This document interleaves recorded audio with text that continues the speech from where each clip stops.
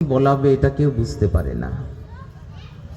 এমন কিছু ভক্তের বদন আছে যাহা দর্শন করলে যে কথা কোনোদিন হয়নি, ভগবান কৃপা করে তিনি তার কথা বলালেও বলাতে পারে। এজন্য স্থির চিত্তে হরি কথা শুনতে হবে। আর আমরা প্রত্যেকে চেষ্টা করব যতক্ষণ পর্যন্ত এই হরি কথার আসরে বসে থাকব যেন অন্যদিকে আন কথা আমাদের মনকে নিবিষ্ট না করে। সারাটা জীবন তো আন কথা শুনতে শুনতেই জীবন গেল। যতবার শুনেছি শুধুমাত্র এই সংসার যন্ত্রণা জ্বালাময় জীবনই আমরা প্রাপ্তি হয়েছি। যদি আমরা সময় থাকতে একটু হরি কথা শুনতাম তাহলে আমাদের জীবনে অবশ্যই শান্তি ফিরে আসতো। বাবু বিজয় সরকার এজন্য একটা গানে লিখেছিলেন, যে কথাই নাই কৃষ্ণ কথা সেই কথা শুনবো না শৈরে। কৃষ্ণ কথার মিছেও ভালো, কিন্তু যে কথার মধ্যে কৃষ্ণ কথা নাই সেই কথা কখনো শুনব না।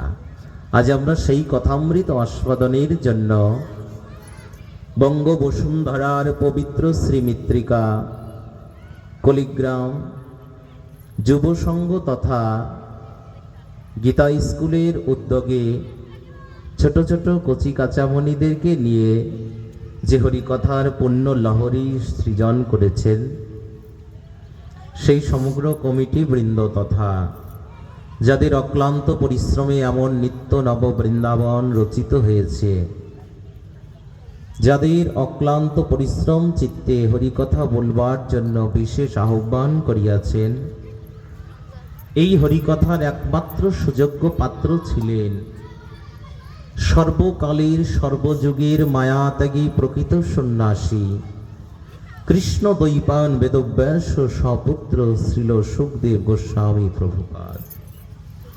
প্রণতি জানাই তার শ্রীপাদ পদ্মে। তথাপিও এই হরিকথা যিনি আমাদের কলিহত জীবের করকমলে নিয়ে আসলেন, যাহা মনুষ্য জীব অভিশাপকে আশীর্বাদ রূপে যদি মহারাজ পরীক্ষিত ধারণ না করতেন তাহলে হয়তোবা আমাদের চিত্তে আমাদের কর্ণে এই অমূল্য কথা থেকে আমরা অনন্তকাল বঞ্চিত থেকে যেতাম।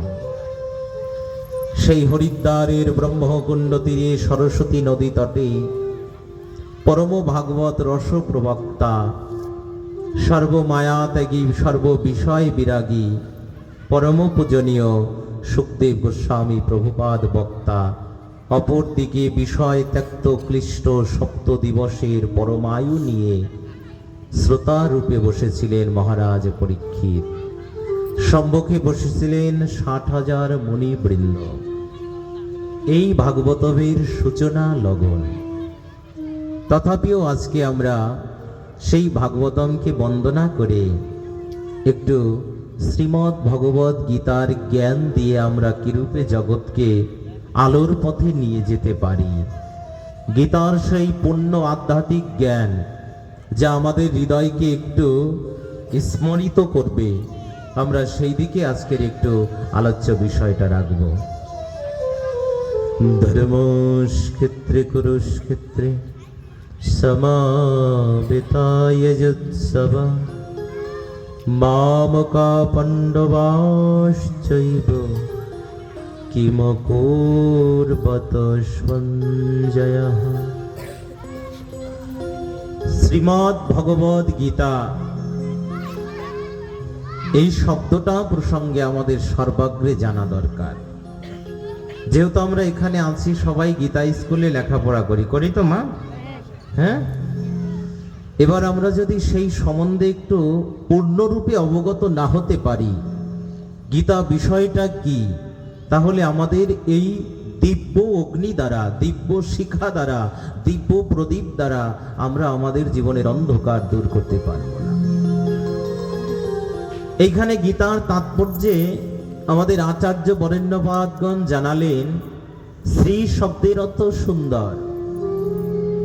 জগতের সব থেকে যিনি সুন্দর তিনি হচ্ছে অনাদিরাদি গোবিন্দ সর্বকারণ কারণম।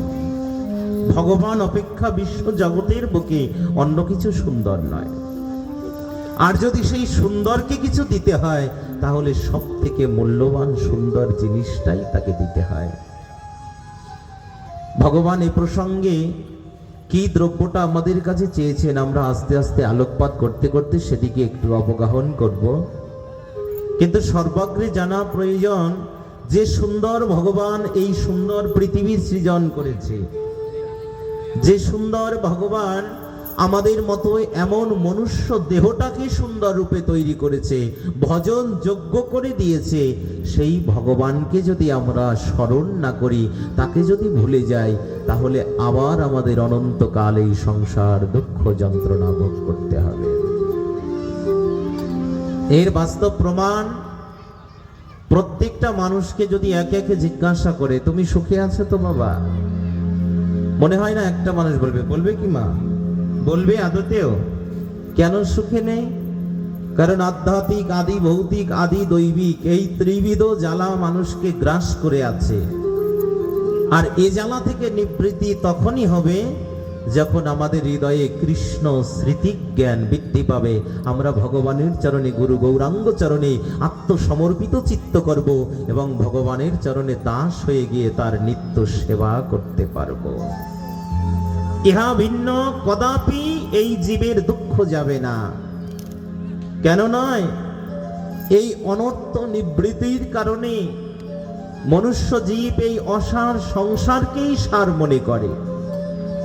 কিন্তু এসব অসার সংসার যে আমার নয়, একমাত্র ভগবান আছে বিধাই আমি এদেরকে সুন্দর দেখি।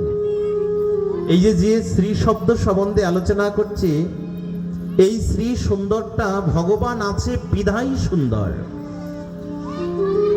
আমাদের কবিবৃন্দ জানিয়েছেন, আছো অনল অনিলে ভূদর সলিল গহনে, আছো বিটপি লতায় জলদের গায়ে শশী তারকার তপনে। তুমি নেই এমন কোনো জায়গা নেই, তুমি সুন্দর, তাই তুমি জগৎকেও সুন্দর করেছো। কিন্তু এই জগৎ সুন্দরময় হওয়ার পরে আমরা জগৎ সম্বন্ধে যতটা অবগত, জগৎকে যতটা ভালোবাসি, ঠিক এর অর্ধেকটুকু যদি জগৎগুরু কৃষ্ণকে ভালোবাসতে পারতাম,